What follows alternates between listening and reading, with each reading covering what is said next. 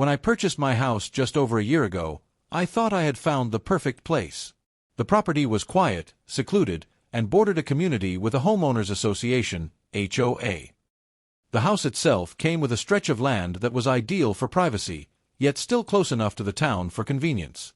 However, I was blissfully unaware of the challenges that lay ahead. Not long after moving in, I began noticing an unusual strip of land at the edge of my property. It wasn't paved but was clear enough to give the appearance of a road. Initially, I thought nothing of it, assuming it was an access point left by the previous owners. I figured it might have been used for something years ago but was now abandoned. Little did I know that this strip of land would soon become a serious point of contention. The first sign of trouble came when I noticed tire tracks across the strip. Soon after, I saw cars cutting across my land. At first, it seemed like a one-time thing. I assumed maybe someone had gotten lost or taken a wrong turn. But it wasn't just one or two cars, it became a regular occurrence. Every few days, cars would drive right onto my property as if it were a public road. 2. Realizing the trespassing problem. As the days passed, my frustration grew. I wasn't a confrontational person, but seeing people treat my property like a public road was becoming infuriating. I would stand outside and wave at the drivers to try and get their attention. I wanted them to know this was private property. Yet most of them either ignored me or gave me dismissive looks, as if I was the one inconveniencing them. At first, I thought I could live with it. Perhaps the problem would resolve on its own. But then one morning, I came home from work and saw the damage that had been done.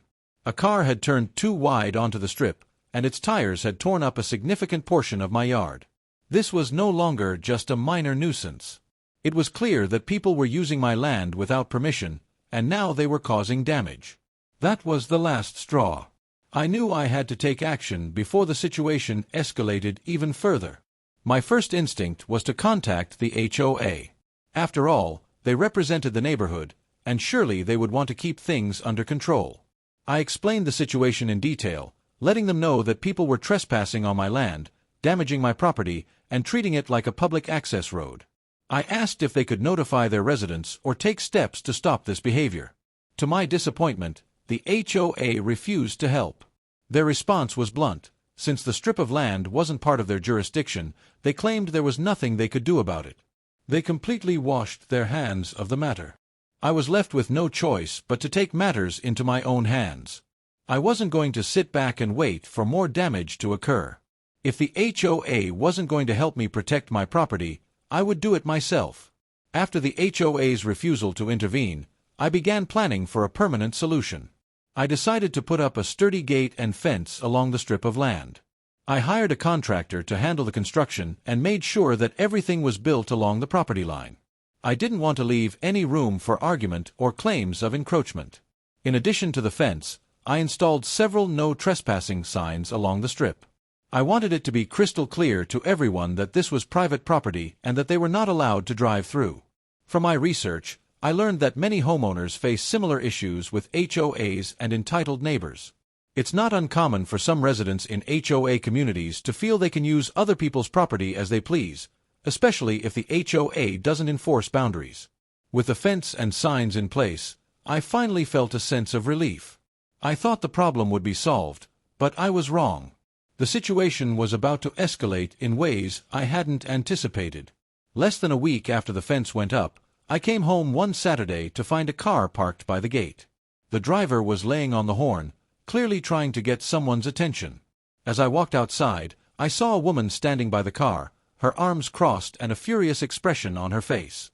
This woman, who I would soon come to know as Karen, immediately marched over to me the moment she saw me. Without any introduction, she began yelling, "Are you the one that put up this gate? You need to open it right now." "I'm already late," she demanded. I was taken aback by her aggressiveness. At first, I didn't even know who she was. But it quickly became clear that Karen was not just an average neighbor. She was a member of the HOA board, and from what I could tell, she was used to getting her way. Karen went on to claim that the HOA had been using the access point for years and that I had no right to block it.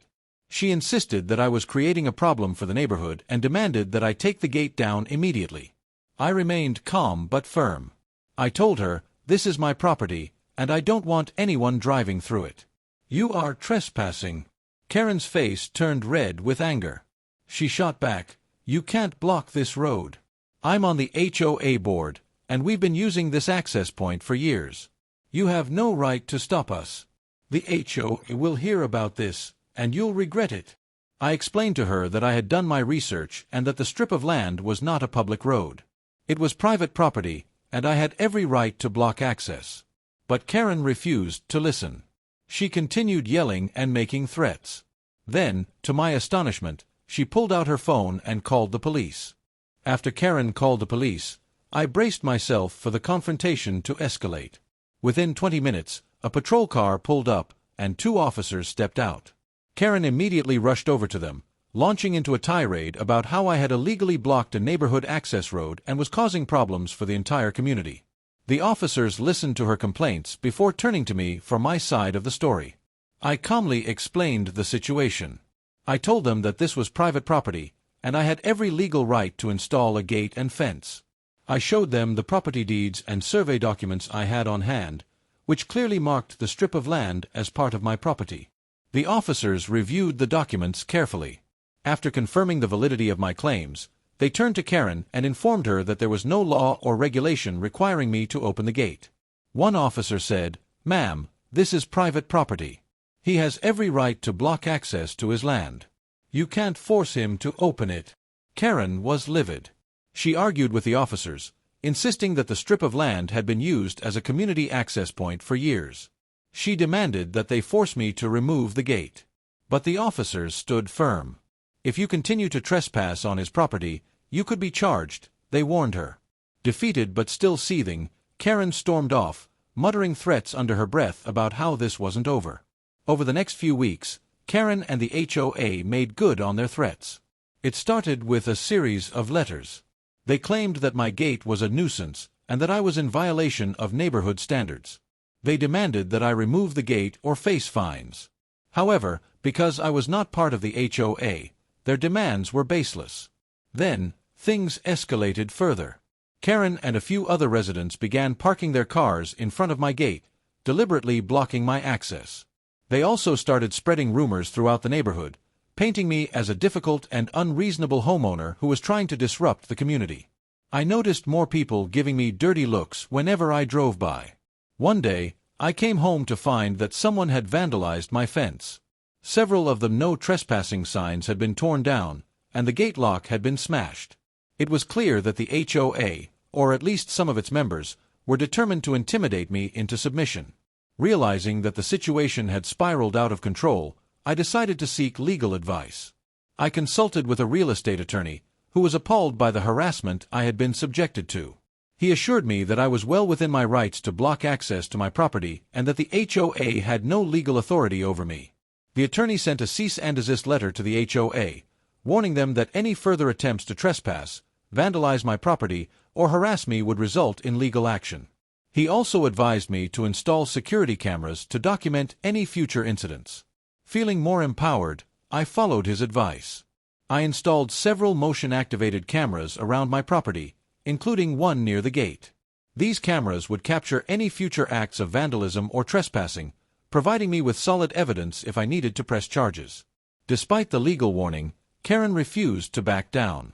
One afternoon, I heard a loud commotion coming from the gate. When I went outside, I saw Karen standing there with a group of HOA members. They were attempting to force open the gate with tools. I immediately called the police. By the time the officers arrived, Karen and her group were still struggling to break through the gate. The officers reviewed the footage from my security cameras, which clearly showed them attempting to damage my property. This time, the officers didn't just issue a warning. They informed Karen that she was under arrest for trespassing and attempted property damage. As she was being handcuffed, Karen screamed at me, vowing to ruin me and threatening to sue. The other HOA members quickly dispersed, realizing that the situation had gone too far. With Karen arrested and facing charges, the harassment from the HOA finally stopped. The other board members distanced themselves from her, and the letters demanding the removal of my gate ceased. Eventually, I was contacted by a new HOA representative who apologized for the way I had been treated. They assured me that Karen had been removed from her position on the board and that they had no intention of continuing the dispute. While I was relieved that the ordeal was finally over, it left a lasting impression on me. I had learned firsthand how some HOA members could abuse their power and how important it was to stand up for my rights. Looking back, I was grateful that I had taken the necessary steps to protect my property. Installing the gate, seeking legal counsel, and documenting every incident had been critical in resolving the situation. I also learned the importance of setting firm boundaries and not allowing others to intimidate or bully me into submission. Today, my property remains secure, and the strip of land is no longer a source of conflict. I still live next to the HOA, but I rarely have any interaction with its members. And as for Karen, I heard she moved out of the neighborhood shortly after her arrest. This experience taught me a valuable lesson. When you know you're in the right, don't be afraid to stand your ground. With the immediate conflict resolved, I shifted my focus to repairing the damage caused by Karen and her associates. The vandalized gate and torn-down signs were a visual reminder of the hostility I had faced. Although the situation had de-escalated, I knew I couldn't let my guard down. I hired a contractor to inspect and fortify the gate. The lock was replaced with a more robust version, and the entire fence was reinforced to make it harder to damage. I added additional no trespassing signs around the perimeter and upgraded my security system with higher resolution cameras and motion sensors. Despite the increased security, I couldn't help but feel a lingering unease. The psychological toll of being harassed by neighbors was harder to repair than any physical damage. Nevertheless, I was determined not to let fear dictate my actions or lifestyle. My property was my sanctuary, and I wasn't about to let anyone take that away from me. Although Karen had moved out, the effects of her actions lingered in the neighborhood. Rumors about me continued to circulate. Whenever I drove through the neighborhood, I noticed people staring or whispering behind my back. Some neighbors avoided eye contact altogether, while others went out of their way to be unfriendly.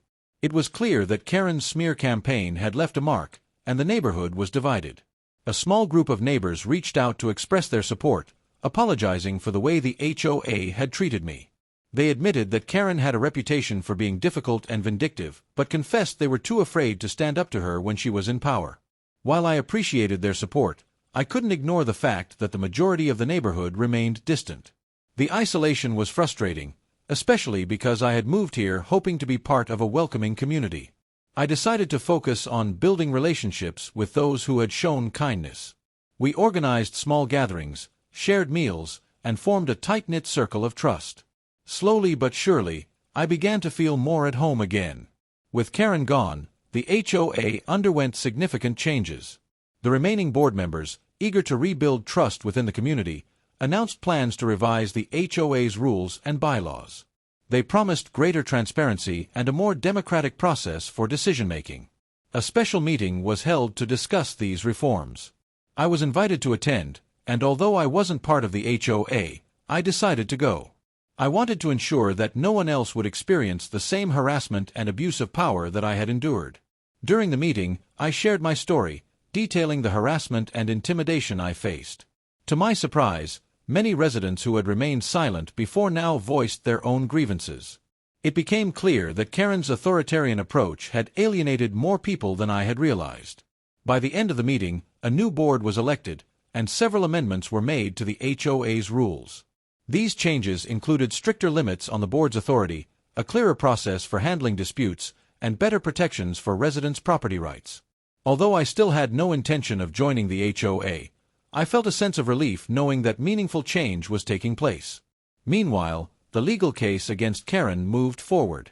She had been charged with trespassing, attempted property damage, and harassment. Although her lawyer attempted to negotiate a plea deal, I refused to drop the charges without some form of accountability. After several months of legal proceedings, Karen finally agreed to a settlement.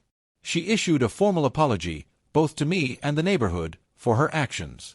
As part of the settlement, she also agreed to pay for the damages to my gate and fence. Additionally, she was barred from returning to the neighborhood under any circumstances. While the apology felt hollow, the financial compensation and legal closure provided some sense of justice. More importantly, it sent a clear message to the rest of the community. Harassment and intimidation would not be tolerated. With the legal battle behind me, I felt a weight lift off my shoulders. I could finally move forward without the constant fear of retaliation. In the months that followed, life gradually returned to normal. My property remained secure, and I no longer had to worry about anyone trying to force their way through my gate. The neighborhood, while not perfect, had become a more peaceful and cooperative place. I continued to strengthen my relationships with the supportive neighbors I had befriended. We organized regular events and even started a community garden on one of the unused lots. Slowly but surely, the animosity that had once defined the neighborhood began to fade. Reflecting on the entire ordeal, I realized that I had grown stronger and more resilient. I had faced down a powerful adversary, stood up for my rights, and come out victorious. Although it had been a difficult journey, it had also been a transformative one. Today, I can walk through my neighborhood with pride. My property stands as a testament to perseverance and the importance of standing up to bullies. And while I will never forget the challenges I faced, I am grateful for the lessons learned and the peace I have finally found. Although I had made strides in repairing my life and relationships, I still felt the lingering effects of isolation. However, I was determined not to be a passive bystander in my own community anymore. I wanted to take control of my narrative and contribute something positive to the neighborhood. One day, I approached the new HOA board with an idea: a community rebuild day. The idea was simple. Neighbors could come together to help repair and beautify various parts of the neighborhood that had fallen into disrepair during Karen's tenure. Fences could be mended, gardens revitalized, and public areas cleaned up. Surprisingly, the board embraced the idea with enthusiasm. They saw it as a way to promote unity and heal some of the old divisions. Flyers were distributed, and invitations were sent out to every household. On the day of the event, I was both nervous and excited. To my relief, a large group of residents showed up, tools and gardening gloves in hand. As we worked together, the atmosphere was one of camaraderie and mutual respect. Conversations flowed easily, and people who had previously avoided me now offered smiles and friendly greetings. By the end of the day, the neighborhood looked better than ever. More importantly, the bonds we had forged during that time felt genuine. I knew then that healing was truly possible. One sunny afternoon, as I sat on my porch enjoying the peace and quiet, I noticed a familiar figure walking down the street. It was Karen. My heart raced with a mix of anxiety and anger. I hadn't seen her since the court case, and her sudden appearance felt like an intrusion. Karen stopped a few feet away from my gate and raised her hands in a gesture of surrender. "I'm not here to cause trouble," she said. "I just wanted to talk." Reluctantly, I approached the gate but kept it closed. "What do you want, Karen?" She sighed deeply. "I've had a lot of time to think since I left. I realize now that I was out of line. More than out of line. I let my own insecurities and need for control hurt you and the entire community. I'm not asking for forgiveness, but I wanted you to know that I'm truly sorry." Her words caught me off guard. I had prepared myself for more conflict, not an apology. Although I wasn't ready to fully trust her or erase the past, I appreciated the gesture. "Thank you for saying that," I replied cautiously. "I hope you can find peace wherever you go." Karen nodded, turned, and walked away. As I watched her disappear down the street, I felt an unexpected sense of closure. Her apology didn't erase the past, but it gave me permission to let go of some of the anger I had been holding on to. The newly elected HOA board had made significant strides in repairing the damage left by Karen's leadership. They held regular meetings, invited feedback from residents, and promoted inclusivity. For the first time since moving in, I felt that the HOA was truly serving the community's best interests. One day, the board approached me with a surprising proposition. They wanted me to join as a community liaison. Although I wasn't officially part of the HOA, they believed I could offer valuable insights based on my experiences. I hesitated at first. The idea of being involved in neighborhood politics didn't appeal to me, especially after everything I had been through. However, I realized that this was an opportunity to ensure that no one else would face the same harassment I had endured. After careful consideration, I accepted the position. My role was to mediate disputes, advocate for residents, and ensure transparency in all board decisions. It was challenging at times, but it also felt deeply rewarding. Little by little, trust in the HOA was restored, and the neighborhood began to flourish. Life in the neighborhood wasn't perfect, No community ever is. There were still disagreements, personality clashes, and the occasional flare-up of old grievances. However, these issues were handled with empathy and respect, rather than hostility and control. One particular dispute involved a new resident who wanted to install solar panels on their roof. Some neighbors objected, claiming the panels would be an eyesore. In the past, this disagreement would have escalated into a full-blown war. However, under the new leadership, we facilitated an open discussion. Both sides were given the opportunity to express their concerns, and we worked together to find a compromise that satisfied everyone. The solar panels were installed with minimal visual impact, and the neighborhood celebrated its first step toward sustainability. Moments like these reminded me why I had chosen to stay. Despite the challenges, there was something special about this place, a sense of community that was worth fighting for. As the months turned into years, the neighborhood evolved into a place of acceptance, understanding, and growth. My property, once a battleground, had become a sanctuary again. The memories of past conflicts still lingered, but they no longer held power over me. One evening, as I stood at the edge of my garden watching the sunset, I reflected on everything that had brought me to this moment. I had faced harassment, isolation, and fear, but I had also found strength, resilience, and unexpected allies. The community rebuild event had become an annual tradition, drawing more participants each year. We had even started a neighborhood newsletter to celebrate our achievements and share stories of hope and perseverance. Although the scars of the past would never fully fade, I knew that they had shaped me into a stronger person. I no longer saw myself as a victim but as a survivor, and more importantly, as someone who had reclaimed their power. Looking ahead, I felt a deep sense of hope. The future was uncertain, but I knew that whatever challenges came my way, I would face them with courage and grace. And for the first time in a long time, I felt truly at home.